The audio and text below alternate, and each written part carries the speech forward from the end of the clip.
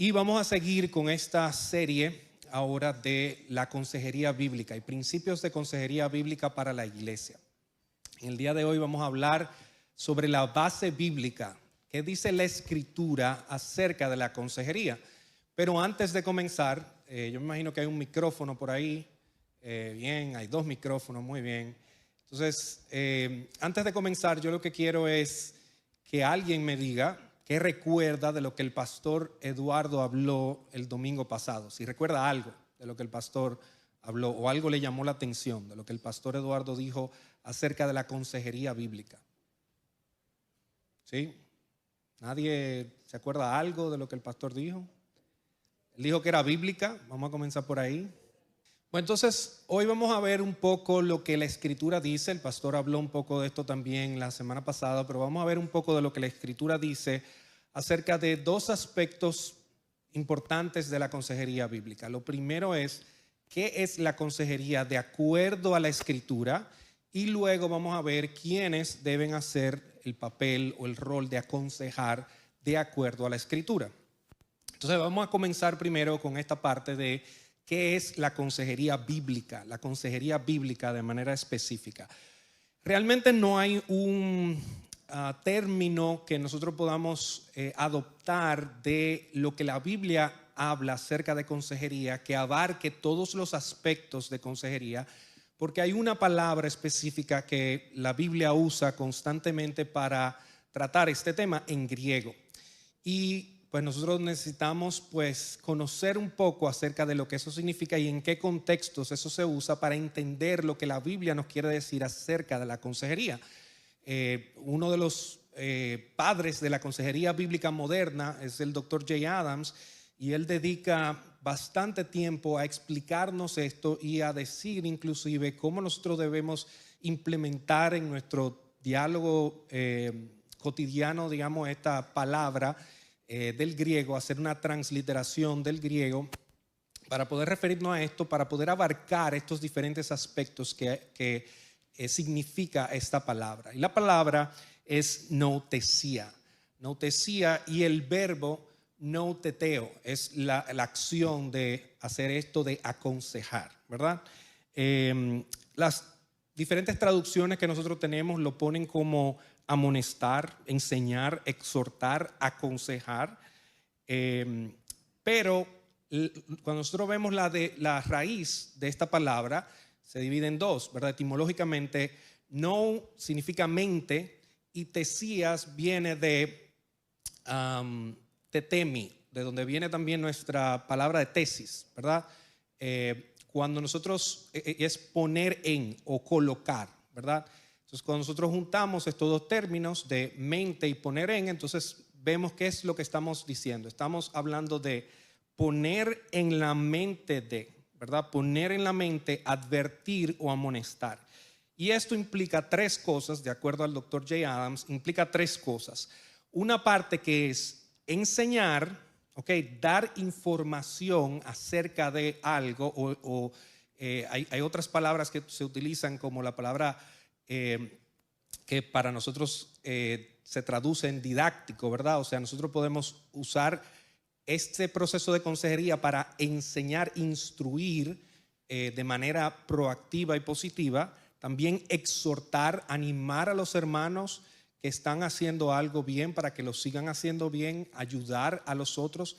No es un asunto simplemente de un problema que usted tiene y tiene que ser corregido. Y amonestar. Amonestar sí se refiere un poco a esto de nosotros corregir lo que está deficiente o lo que está torcido, enderezarlo.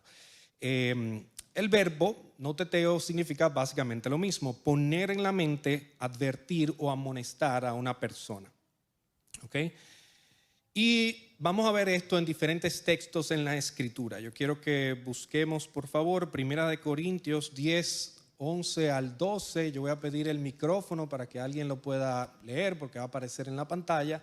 Y vamos a ver que la palabra noutesía se utiliza para hablar del propósito de las Escrituras. 1 Corintios 10, del 11 al 12. Estas cosas le sucedieron como ejemplo y fueron escritas como enseñanza para nosotros, para quienes ha llegado el fin de los siglos. Claro. Entonces, fíjense aquí, esta palabra que se usa aquí es noutesía, cuando habla de que sea escrito para enseñanza de nosotros. Esto es precisamente lo que nosotros necesitamos y es parte del propósito de la Escritura. La Escritura tiene el propósito de aconsejarnos en este sentido, o de instruirnos, de enseñarnos en ese sentido. El próximo es Efesios 6:4. Por favor, Priscila. Está en la pantalla. Efesios 6:4. Y ustedes, padres, no provoquen a ira a sus hijos, sino críenlos en la disciplina e instrucción del Señor. Bien. Fíjense que aquí esta palabra de amonestación que se usa aquí, o de instrucción, es esta palabra noutesía, y lo que quiere decir es esta relación que debe tener los padres con sus hijos, donde ellos lo van a instruir de una manera proactiva y reactiva o correctiva. Y aquí se utilizan dos palabras. Paideia era la palabra que yo les decía que se usa para nuestra palabra didáctico. Esta es la primera parte donde dice instruir en la disciplina. Luego en la instrucción es la noutesía, en la noutesía del Señor. Lo que implica esto es que el Señor quiere que nosotros seamos aconsejados. Para nosotros tratar a nuestros hijos y criarlos de una manera como Dios quiere, tenemos que ver que Dios le ministre a ellos, o Dios les aconseje a ellos. Por eso el uso de esta palabra aquí es lo que el Señor está ministrando a los hijos. Y fíjense esta dualidad que lo vamos a ver en otros textos también, de que hay una parte positiva de la instrucción, una parte donde nosotros aportamos conocimiento, y hay una parte correctiva también, que es donde nosotros podemos amonestar a las personas, ¿verdad? Otro uso de esto es para la corrección de las personas que tienen problemas en la iglesia o que crean problemas en la iglesia. Tito 3 del 10 al 11. Quien tenga el micrófono por ahí, Lucas. Al hombre que cause divisiones después de la primera y segunda amonestación, recházalo, El 11. sabiendo que el tal es perverso y está pecando, habiéndose condenado a sí mismo. Claro. O sea, fíjense el cuidado que Pablo le dice a Tito que debe tener con las personas que están haciendo problemas en la iglesia. Le está diciendo, tú debes corregirlo, tratar de corregirlo, pero si no hace caso a la primera, a la segunda vez, entonces recházalo. Ahora, nosotros tenemos que ver esto en el contexto del cuidado de un pastor a sus ovejas. Él lo que le está diciendo aquí no es simplemente échale un boche. Él lo que le está diciendo es trata de encauzarlo, de corregirlo. No lo deseches todavía, no diga, no, es que fulano ya no hay nada que hacer con él. No, es que tú tienes que ayudarlo, aconsejarlo para que él se encamine. Adrián, tú tienes una pregunta.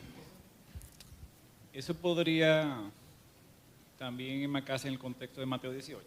También. O sea, como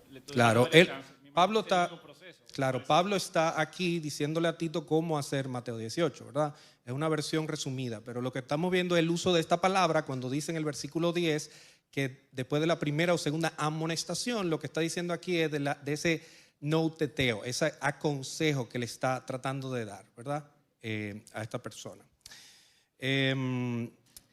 Entonces es una especie de reprensión, pero no una reprensión como alguien que lo ha desechado, sino alguien que quiere rescatarlo, ¿ok? Eso es importante.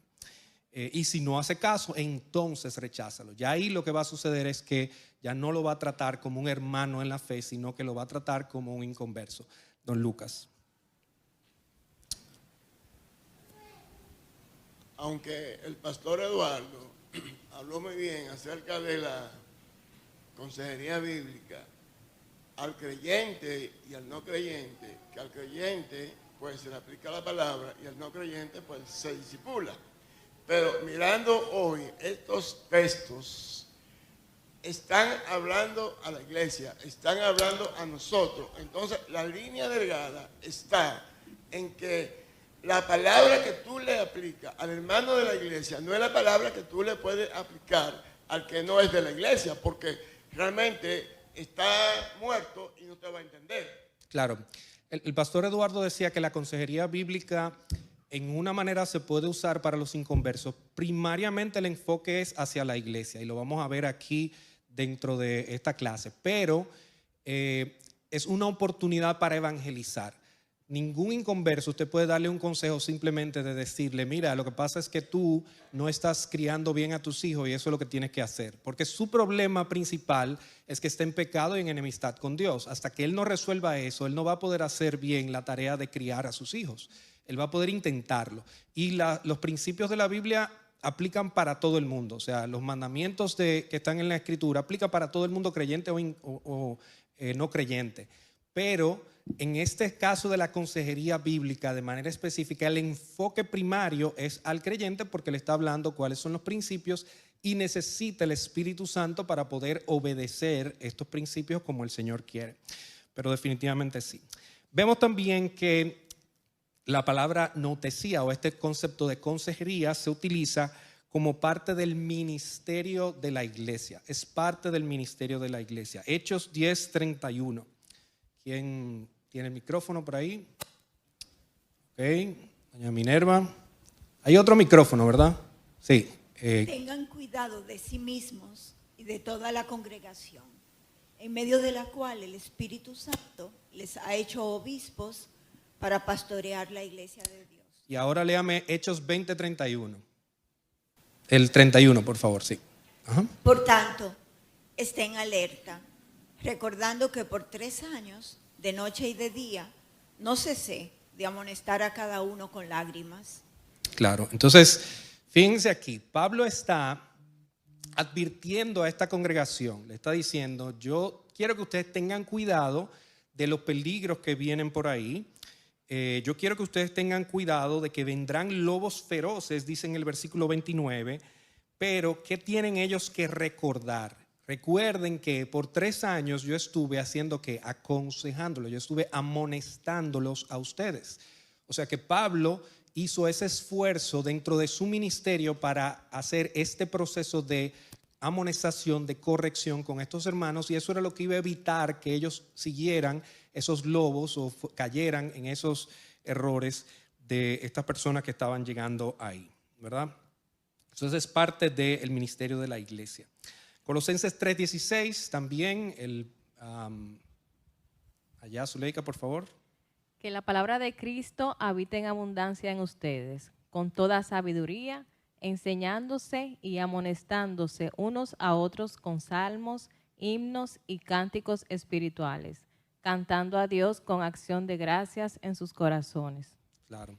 Fíjense que aquí está hablando, y yo quiero que ustedes vean no solamente el concepto de los hermanos amonestándose unos a otros, sino el tono en el que esto ocurre. En Colosenses Pablo está diciendo que la palabra abunde en ustedes con toda sabiduría, haciendo que, ¿cómo va a abundar la palabra entre nosotros? Bueno, enseñándonos de manera instructiva, de manera positiva y amonestándonos, corrigiéndonos. Pero ¿cómo vamos a corregir? Fíjense el tono de Pablo aquí, con salmos, himnos y cánticos espirituales. No es un boche, una forma de hablarle mal y señalar o poner el dedo sobre la llaga del hermano. La idea es poder restaurar y llevar al hermano a plena comunión para que podamos estar disfrutando de esas alabanzas juntos, ¿verdad? Cantando con acción de gracia en sus corazones. O sea que en este sentido es un poco también de cómo nos exhortamos, cómo nos animamos unos a otros. También es parte del proceso de madurez de un cristiano. Colosenses 1:28 también.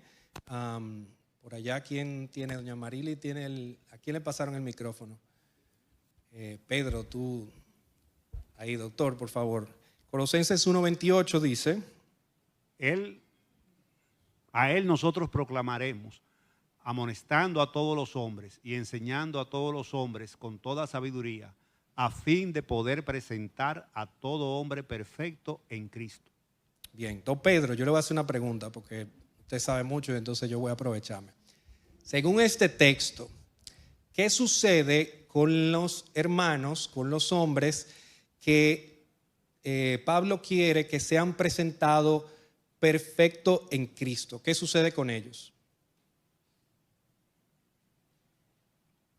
al ser confrontado con la palabra, o sea, al ser amonestado claro. con la palabra, tienen que ir madurando, tienen que ir creciendo a la estatura de Cristo. Claro, entonces fíjense, dice Pablo, nosotros proclamamos a quien, a Cristo.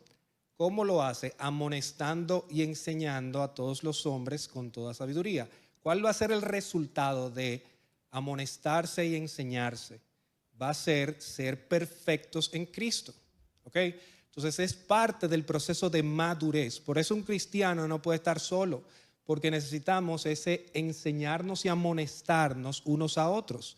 Necesitamos estar en el contexto de la iglesia, meter la pata de vez en cuando, que vean nuestros pecados y ser corregidos en amor por los hermanos. Entonces eso es parte del proceso en el que nosotros maduramos. Romanos 15, 14. Vamos a ver, Joel ahí le... En cuanto a ustedes, hermanos míos, yo mismo estoy también convencido de que ustedes están llenos de bondad, llenos de todo conocimiento y capaces también de amonestarse los unos a los otros. Bien, entonces, Joel, te voy a usar de ti también. Vamos a hacer esto interactivo. Pero yo no soy don Pedro. Tú sabes mucho también, no te preocupes. Según este texto, ¿verdad? ¿Por qué pueden ellos amonestarse unos a otros? Bueno, uno, estamos llenos de bondad, según lo que dice el verso, que según tú habías mencionado en el versículo... No, según este texto, no te preocupes, bueno. texto. Según este texto, ¿cuáles características tienen estos hermanos que pueden amonestarse unos a otros? bueno, según Pablo bondad aquí? y conocimiento de la palabra del Señor. Y capacidad, ¿verdad? O sea, Exacto. Pablo está diciendo, ustedes tienen la capacidad porque ustedes tienen el conocimiento y tienen la bondad. ¿Usted ama a su hermano? Sí. ¿Usted conoce la palabra de Dios? Sí. Usted está capacitado para amonestar a otro hermano. ¿Ok? Eso es lo que Pablo está diciendo. La amonestación es parte de lo que un cristiano maduro hace por sus otros hermanos. Y ustedes pueden comparar eso con Gálatas 6:1, no lo voy a buscar ahora, pero Gálatas 6:1 dice, si alguno está en falta, ustedes que son espirituales, entonces ustedes lo van a corregir, ¿verdad? Ustedes lo van a instruir. Son los espirituales los que van a hacer esto.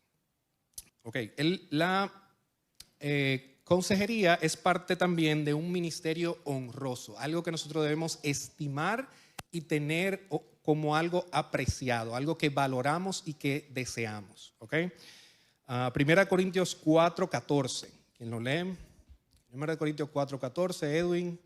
Ok. No les escribo esto para avergonzarlos, sino para amonestarlos como a hijos míos amados. Okay, Pablo le está echando, no un boche, le está dando una corrección a los corintios. Usted lee 1 Corintios y usted ve que Pablo le está hablando bastante fuerte a ellos, ¿verdad? Y resulta que Pablo les hace una aclaración y le dice, hermanos, esto que yo le estoy diciendo no es para que ustedes nada más tengan vergüenza y ustedes se queden, ay, pero qué malo que somos nosotros, mira cómo estamos haciendo con la cena del Señor, con las personas que no están siendo disciplinadas en la iglesia, con los escándalos y los desastres que se hacen, con la acepción de personas. No, Pablo le está diciendo, o el mal uso de los dones, Pablo le está diciendo, todas estas cosas yo se las estoy diciendo, hermanos, como hijos míos que ustedes son. O sea, es por ese amor que yo les tengo a ustedes que yo le estoy haciendo. O sea, que ustedes deben apreciarlo. Véanlo esto, no como una persona que viene a hablarle mal, sino como un padre que le está hablando con amor. No para que ustedes se sientan avergonzados. Es para yo amonestarlos, es para yo exhortarlos, corregirlos, para que puedan estar de nuevo en mejor comunión con el Señor y ser perfectos. Segunda Tesalonicenses 3:15. Segunda Tesalonicenses 3:15. Sin embargo, no los tengan por enemigos, sino amonéstenlos como a un hermano. Okay. No lo tengan como enemigos, sino, aquí la palabra es nouteteo, ¿verdad? Amonéstenlo, aconséjenlo como quien, como un hermano. ¿Qué yo voy a hacer con el que yo tengo como enemigo entonces, doña Magali, según este texto? ¿Qué yo hago con el que tengo como enemigo? No, ese individuo es enemigo mío. Acercarse a él. No, de acuerdo a este texto, vamos a decir que no hago con ese individuo. individuo. No lo tengan como enemigo. Ok, pero según, al que sí tengo como enemigo, vamos a decir, el caso contrario, yo lo tengo por enemigo, ¿qué hago según esto? ¿O qué no hago según esto? Amonestarlo como a un hermano. Exacto, entonces el que yo tengo como enemigo es el que no amonesto, ¿verdad? Es el mismo concepto del Señor que nos dice que el Dios al hijo que ama disciplina, ¿verdad? El padre al hijo que ama disciplina. Por eso nosotros debemos tener en sumo gozo cuando nos hallamos en diversas pruebas, porque el Señor está tratando con nosotros. Lo mismo pasa a nosotros con nuestros hermanos. Si usted no corrige a su hermano, si usted no aconseja a su hermano, usted lo está tratando como un enemigo. Esto es lo que está diciendo aquí. Entonces, ¿cómo usted quiere tratar al hermano? Como un hermano, de verdad, en el Señor, usted tiene que aconsejarlo.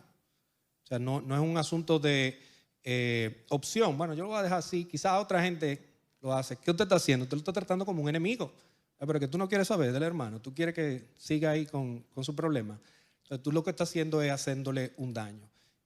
Don Lucas y Adrián.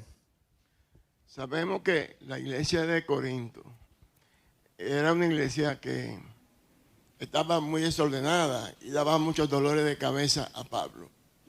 Y Pablo lo llama hermano y lo llama santo. Entonces, nosotros hemos visto que hay personas que en algún momento hemos dado muchos dolores de cabeza a los líderes de una iglesia.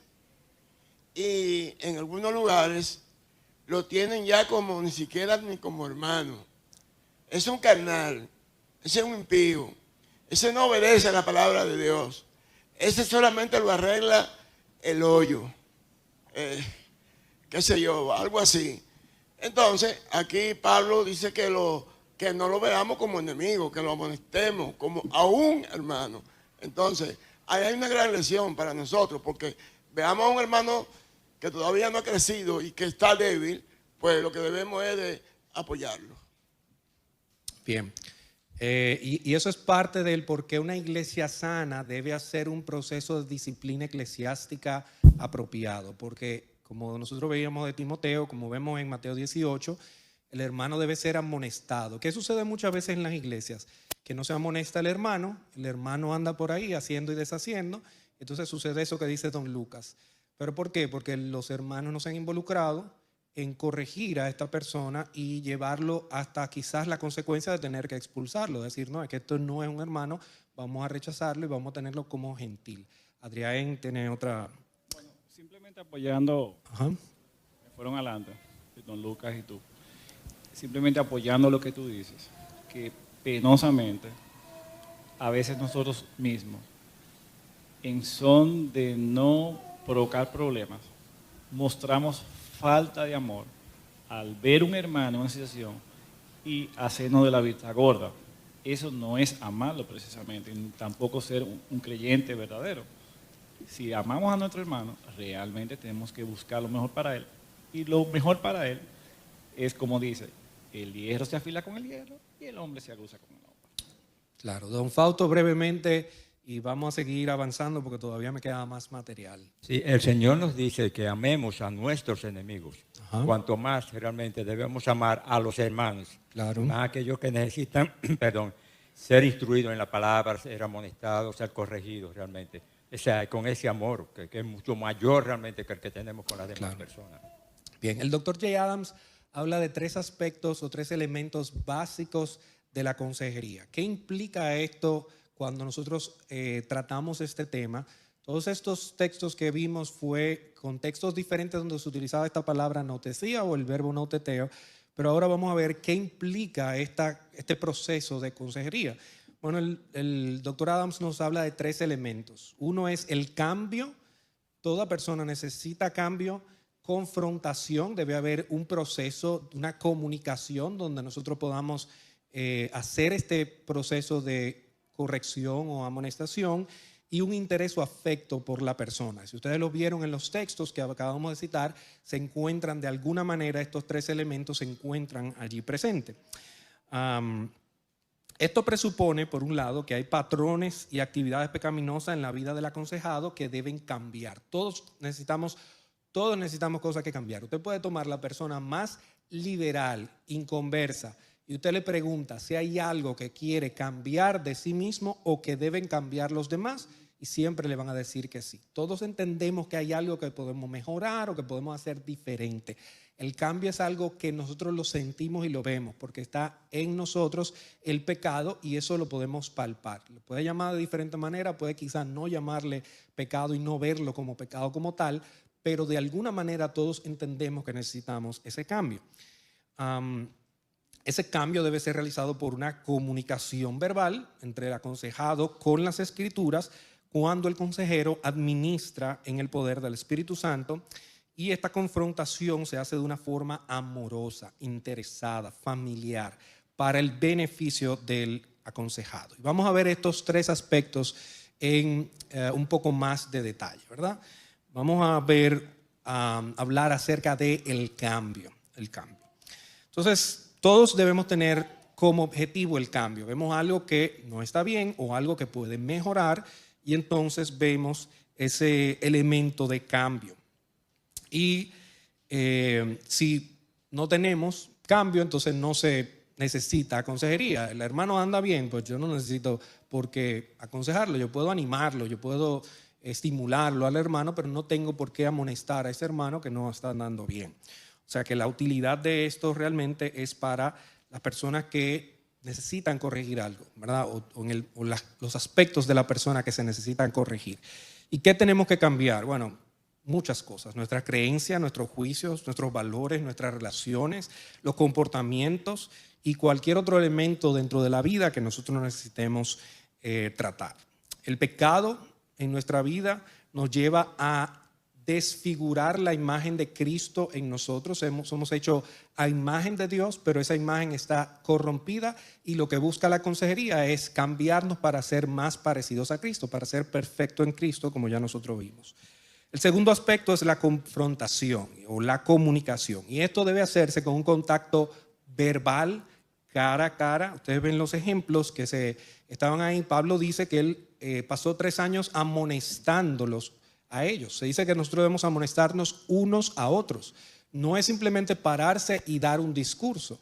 O sea, la enseñanza desde el púlpito tiene un rol importantísimo, pero esta parte de consejería se hace, aunque de una manera didáctica como se hace en el púlpito, pero se hace confrontando a la otra persona. No es simplemente dando un discurso. Usted dio un sermón y ya los hermanos están aconsejados. No, eso es lo que implica aquí. Se implica que haya un contacto cara a cara, ¿verdad?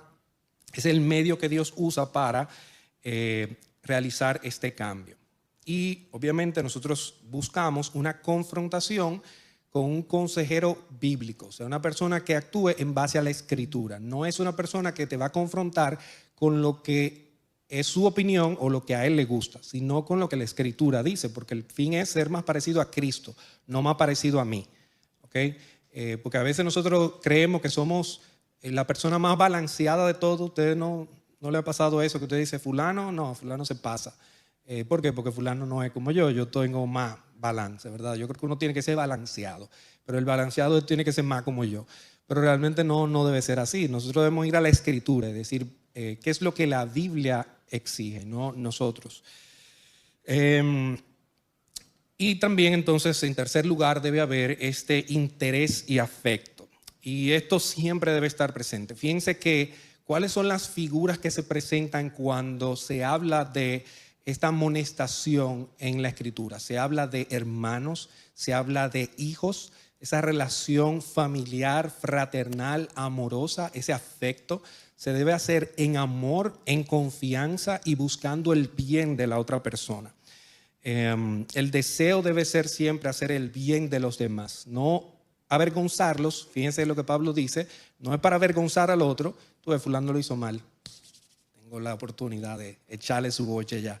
No, usted va a tomar al hermano y lo va a ayudar a hacer sentir bien. De hecho, parte de lo que uno busca en la consejería es darle esperanza a esa persona. Usted no puede amonestar a alguien o aconsejar a alguien si usted no presenta la esperanza que nosotros tenemos a través del Espíritu Santo para poder cambiar lo que tenemos que corregir y para poder agradar a Dios.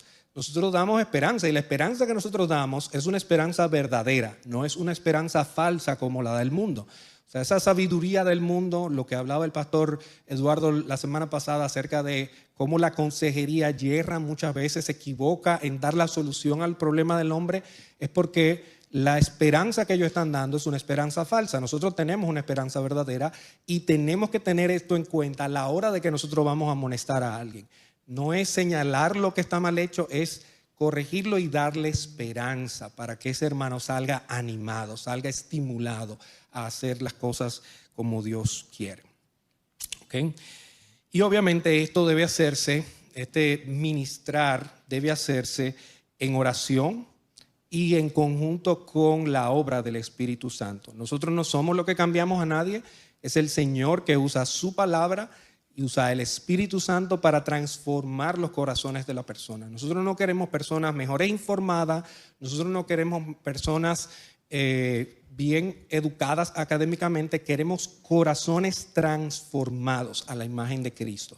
Y esto no lo podemos hacer nosotros. Nosotros usamos la palabra, hacemos el proceso que el Señor nos dice que debemos hacer, pero al final es el Espíritu Santo que puede lograr un resultado. Por eso es que cuando ustedes ven el texto de Tito, Mateo 18 que hablábamos, si usted hace este proceso de amonestar y esta persona no hace caso, no tiene el Espíritu Santo obrando allí.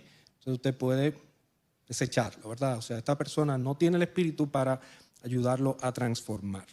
¿Okay? Bien, entonces, en resumen, tenemos que decir que el objetivo de esto es una actividad que busca un cambio estructural. Lleva a la restauración, a la utilidad. No vamos a traerle al hermano una carga tan grande que él no puede soportar, o a ponerlo en una situación vergonzosa de la cual él no se puede levantar porque lo dejamos aplastados, sino que nosotros lo vamos a encaminar en el proceso de poder agradar mejor a Dios. También la consejería bíblica busca discernir la raíz del problema, no simplemente corregir una conducta, busca corregir los deseos, los pensamientos, y eso también va a influir en la conducta. Entonces no podemos quedarnos simplemente en, hermano, estoy viendo que tú no estás yendo a la iglesia, tienes que empezar a ir a la iglesia. No, ¿cuál es el problema detrás de esta persona? ¿Qué le está pasando que no está motivada a venir a la iglesia, que no valora venir a la iglesia? Hermano, estás triste, muy triste, deprimido. ¿Por qué?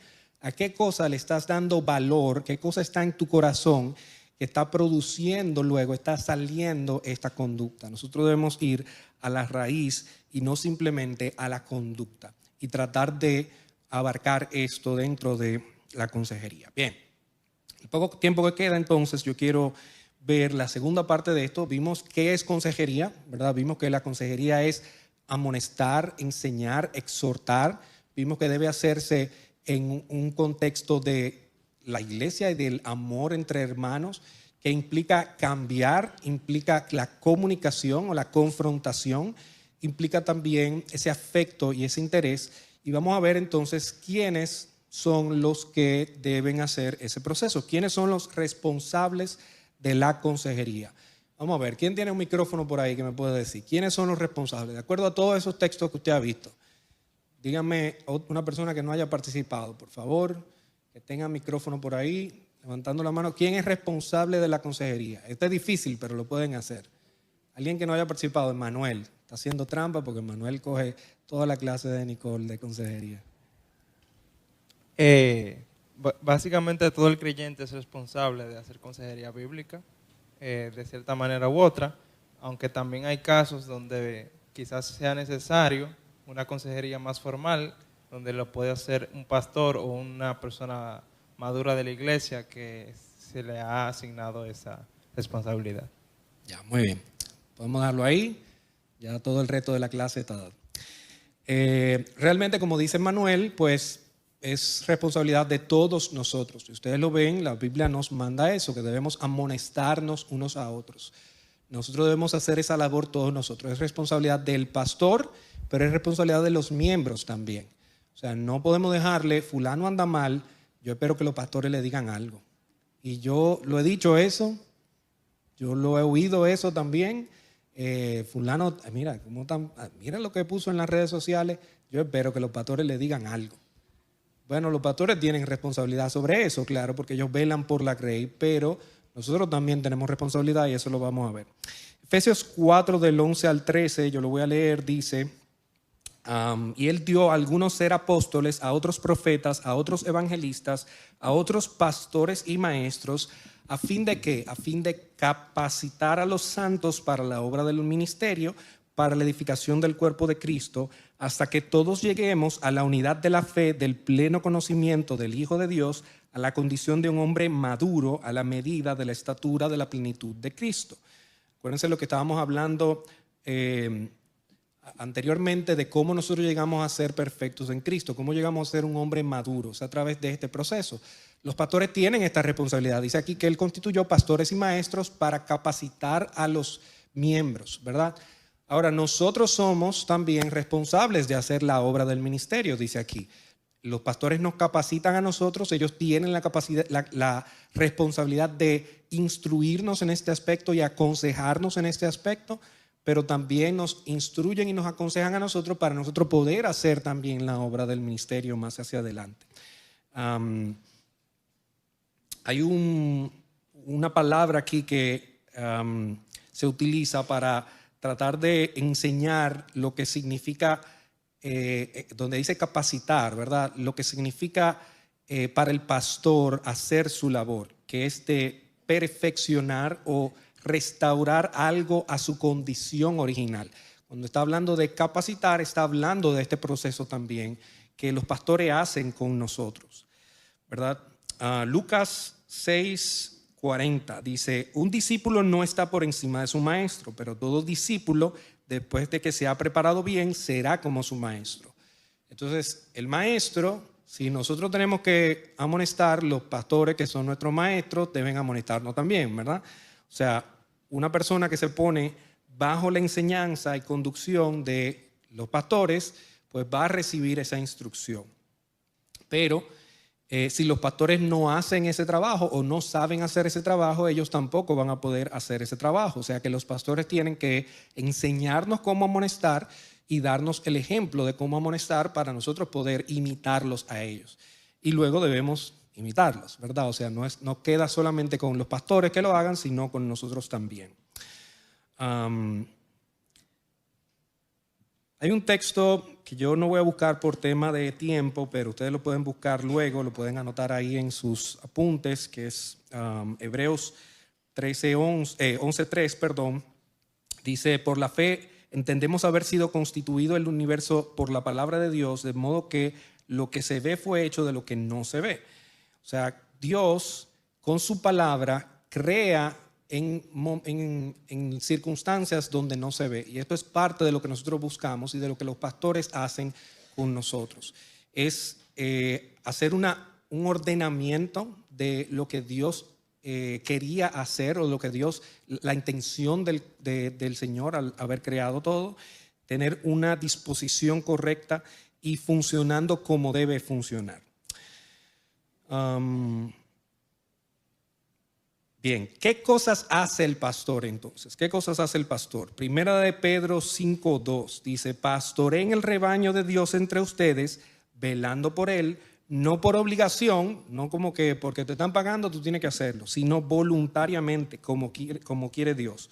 No por la avaricia del dinero, sino con sincero deseo. ¿Qué significa eso? Que los pastores están cuidando de nosotros, están velando por nosotros, están... miren la imagen aquí de las ovejas. Ellos están ayudando a que las ovejas no se desvíen, no se descarríen, sino que se mantengan en el camino o en el pasto, ¿verdad? Entonces los pastores tienen esta labor de velar por nosotros, pero no hacerlo de mala gana, sino hacerlo de corazón, como alguien que quiere ayudar a otro. Salmos 23, del 1 al 3, dice un texto muy conocido: el Señor es mi pastor. Porque el Señor es mi pastor, ¿qué va a pasar? Nada me faltará. Esta es la intención del pastor, que nada le falte a sus ovejas. En lugares de verdes pastos me hace descansar, junto a aguas de reposo me conduce. Él restaura mi alma, me guía por senderos de justicia, por amor de su nombre. Entonces, esto es la labor del pastor del Señor, ¿verdad? Jehová es mi pastor, pero los pastores son imitadores del Señor en ese sentido. Entonces hacen que las ovejas caminen por esos pastos verdes, por esos senderos de justicia. Ellos tienen que pastorear, proteger, guiar a la grey para que estén sanos. Me adelantar un poco. Bien, Hechos 20:20, ¿verdad? Dice, bien saben cómo no rehuí declararles a ustedes nada que fuera útil y enseñarles públicamente de casa en casa. Pablo está diciendo cómo él está haciendo su labor para instruir a la grey. Su labor como pastor es enseñarles e instruirlos públicamente, yendo inclusive de casa en casa. Fíjense que no es simplemente en la iglesia, sino es en ese contacto personal que tienen unos con otros. En el 20:25 dice, y ahora yo sé que ninguno de ustedes, entre quienes anduve predicando el reino, volverá a ver mi rostro. O sea, que ellos lo veían cara a cara. No era que le contaban lo que decía, sino que ellos lo veían cara a cara. Pues no rehuí, en el versículo 27, dice, no rehuí declararles todo el propósito de Dios. O sea que parte de la labor del pastor es declararle todo el propósito de Dios. No lo que él quiere o lo que la persona quiere escuchar, sino todo el consejo de Dios.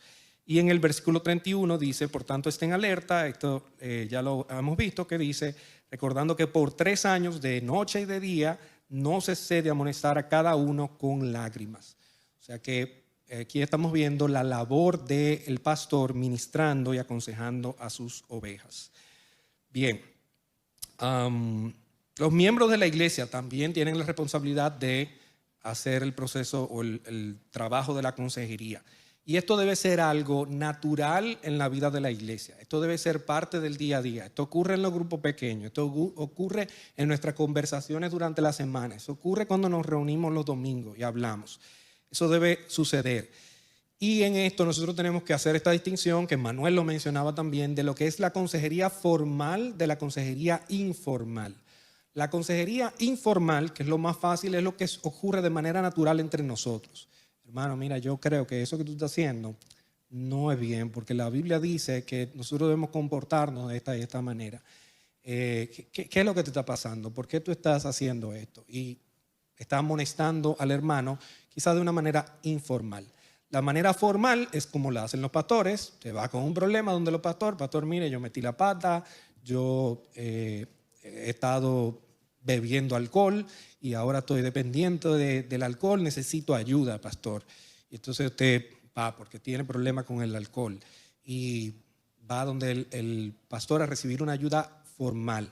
Hay miembros de la iglesia que pueden hacer este trabajo porque no es un trabajo exclusivo de los pastores como nosotros hemos visto. Y en ese sentido, la consejería formal cae sobre un grupo de consejeros preparados, como decía Manuel, que están designados para esta labor.